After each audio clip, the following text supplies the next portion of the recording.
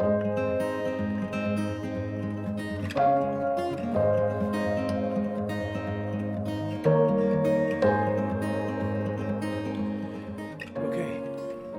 here we go. What's going on, guys? We are on day 7 of our quarantine here. So far, so good. We still have plenty of food. We did order some food from the grocery store. There is a delivery service. Glovo is in Croatia, so they deliver here. There's also Wolt, which is like a food delivery. We haven't used that yet. We might get to that at some point. Glovo was great. Glovo, like, we ordered it on the app and it was here like basically in 10 minutes. But the only downside so far that we've experienced with Glovo is they were not perfect on the order. Maybe the items were not in stock or whatever, because the guy who went to the store, which is literally the store that we normally shop at over here, like a 5-minute walk away, missed a couple items. But because we ordered them on the app, we were charged for it. When we asked them to refund us the items that we didn't receive, they claimed that we haven't been charged. So I think it's a matter of them just having the charges pending, and it hasn't completely reconciled in their system. So I think when the charges actually reconcile, they'll charge us what was actually purchased from the store. At least that's what I'm hoping anyways. But that's a great option because our quarantine, I know there's a lot of people that are saying they're also in quarantine, but our quarantine is different than what you would probably more accurately call like self-isolation or shelter in place, what a lot of people are saying. Our quarantine is enforced 100% no outside of this apartment. So literally we can't even go outside. I mean, I don't think anybody would know, but we technically can't even go downstairs to this apartment building to get our mail. We technically can't go throw our trash out. We definitely cannot go outside on the streets to go shopping. That's for the 14 days that we're here. So we're on day 7. We're halfway through. And this quarantine is because we were outside of the country and we came in from an quote unquote infected area, but really it's infected everywhere. But because Croatia government has no control over what we've done when we're outside of the country, they want to make sure that we're here for these 14 days to quarantine so that either we show no symptoms or if we are infected, we become not contagious. In these last 7 days since we've been here, the numbers have gone up a little in Croatia, but numbers more or less have gone up in most countries that are still dealing with this. Basically all the countries, with the exception of maybe a few. Just as of right now, I can give you guys some numbers to look at. Croatia, okay, so today is April 9th and it is 2 p.m. And this number is going to change in Croatia in a little bit because what they're doing in Croatia is every day at 2 p.m. they have a press conference and they announce the new reported infections, the new tests, and also they announce any new fatalities. So as of yesterday, Croatia is at 1,343 cases and 19 fatalities. So that is a pretty good percentage from cases to fatalities. So that's a positive thing we have going on here. And let me go to Morocco, for example. Morocco is actually neck and neck with Croatia when it comes to cases. Morocco is at 1346. In fact, Morocco just surpassed Croatia in the number of reported cases. 1346 and Croatia 1343. But Morocco is at 96 fatalities versus Croatia's at 19. So this is obviously clearly rising, still rising. I think the shelter in place or the self-isolation, so social distancing rules are working for the most part. But, as you guys know, that there's a lag. There's a lag from when the enforcements take place and then how the numbers reflect. Because there's an incubation period and then there's the actual time for people to get tested, show symptoms, and then once people get sick, how many people who are sick have severe cases, and how many severe cases go to the intensive care unit, and then from that, how many people pass away from it. So yesterday there was something really upsetting about Croatia, specifically in Split, the town that we're at. There was a nursing home a couple miles from here. There had been cases of fevers and coughs within the nursing home. But the person in charge of this nursing home, along with like 8 or 9 other nursing homes in the area, failed to report this to anybody at all. So yesterday it finally came to a head that I want to say something like 30 to 40 residents of this nursing home around here was admitted to the hospital. And when this guy was confronted saying, hey, why didn't you say something? Why didn't you do anything about this? You knew this was happening. And he just plainly said, I don't know, I'm not a doctor. So stuff like that is happening, which is pretty aggravating. So what happened yesterday at this nursing home is most likely going to significantly change the number. Because, like I said, Croatia is only at 1,343. And when you have 40 people from a nursing home get admitted to the hospital, that's like a 3% increase, like nationwide, right? So who knows how many more people are going to be infected that hasn't shown any symptoms or hasn't been tested yet.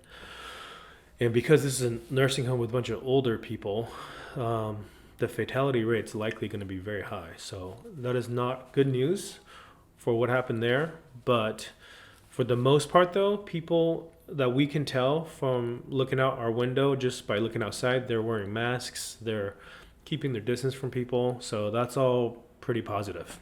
Another thing yesterday is I got an email from somebody who was a Swiss national still in Morocco, and he wanted to know if I had any more information about the Tanger Med parking lot that was set up for people that want to leave.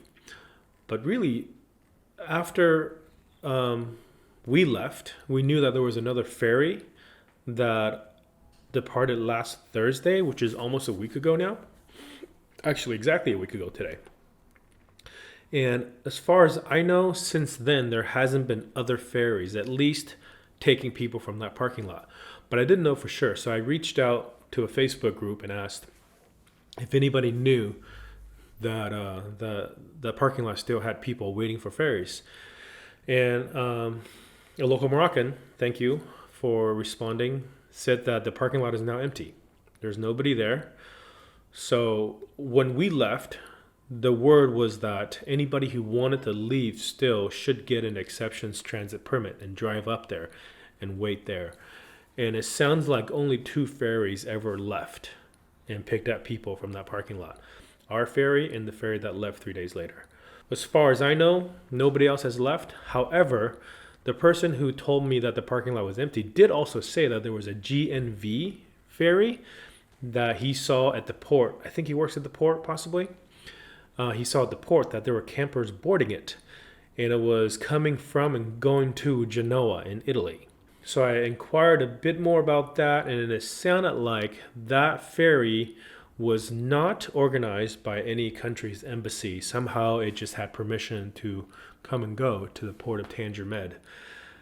And some people mentioned that they were trying to buy tickets, or somebody did get tickets, but they were not allowed to leave even though they had tickets. So that's kind of anecdotal. I'm not really sure 100% how legitimate that claim is, but it does sound like there were still several campers that are in Morocco that still want to leave but just really have no way of leaving.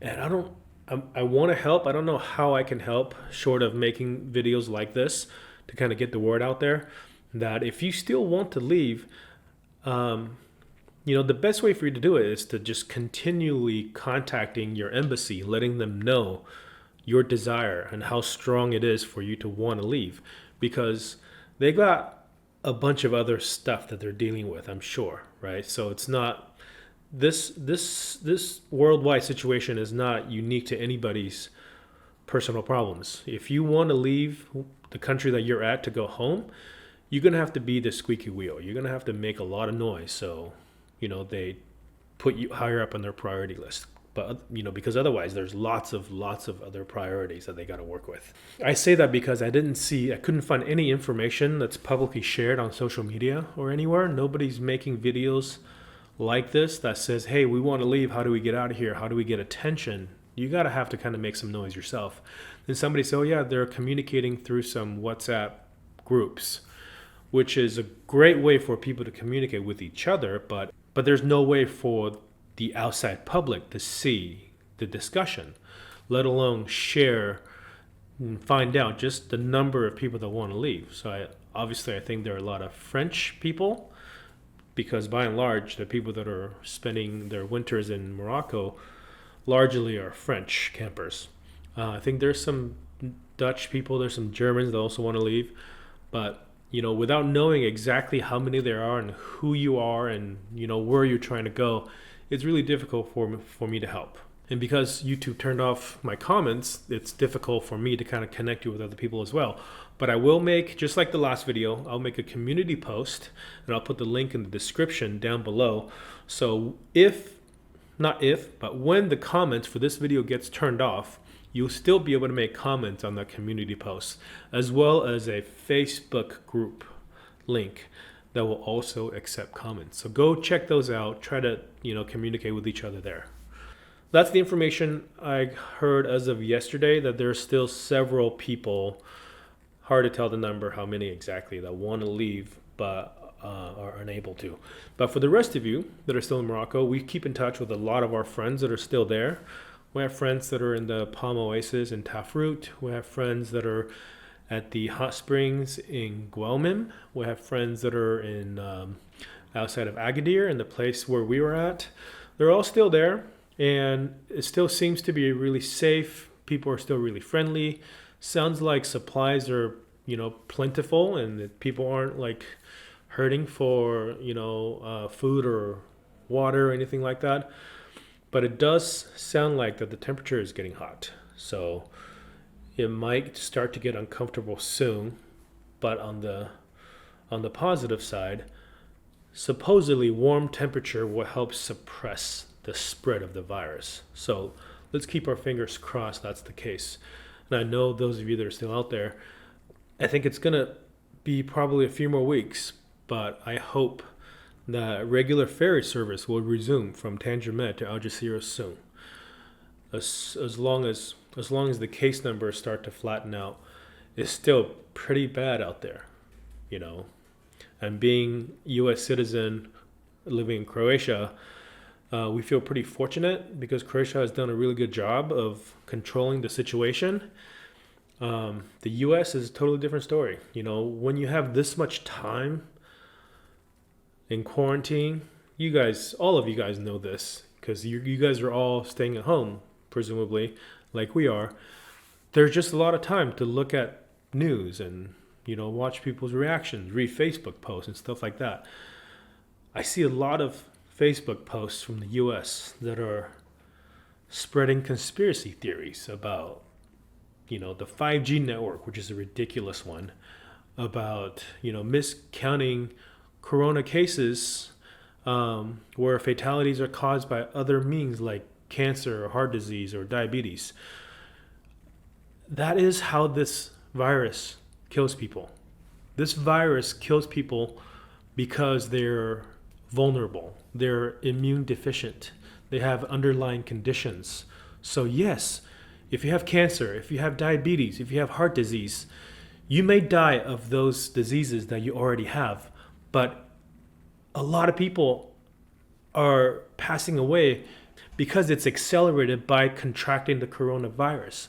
So yeah, it is, in my opinion, it is logical that you would lump these fatalities in with coronavirus fatalities. And it is the situation that we're in right now. So all these conspiracy theories that people are having is not helping the problem. The US is the country with the largest number of cases, but fortunately it doesn't have the highest number of fatalities per capita or even overall. Most of our family lives in California, and what we've heard is that this week is going to be a hard week for California.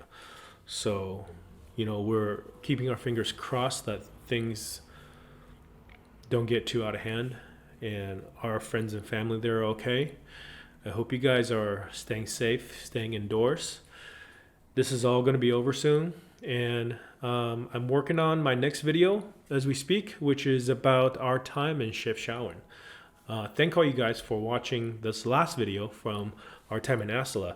It was the first time I did a complete voiceover over the entire track, and I didn't know how it was going to turn out, and the response has been really positive, so I will do more of that. It is a little bit more work, but it did turn out to be a nice way to show some of the stories that we have, because a lot of the times when I'm shooting videos, I'm not talking over them. So I do come across situations where I'm like, wow, is this footage actually usable? Should I use it?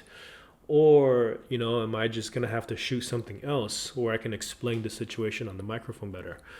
Because we're here in quarantine, I can do voiceovers for a lot of these videos. And I think it does add a certain level of quality to it that I like as well. Hope you guys are all healthy and hope you guys are all safe. Take this time to enjoy your family, to enjoy your time together. When this is all over, our lives hopefully will go back to normal. Thank you for watching, and I'll see you guys in the next video.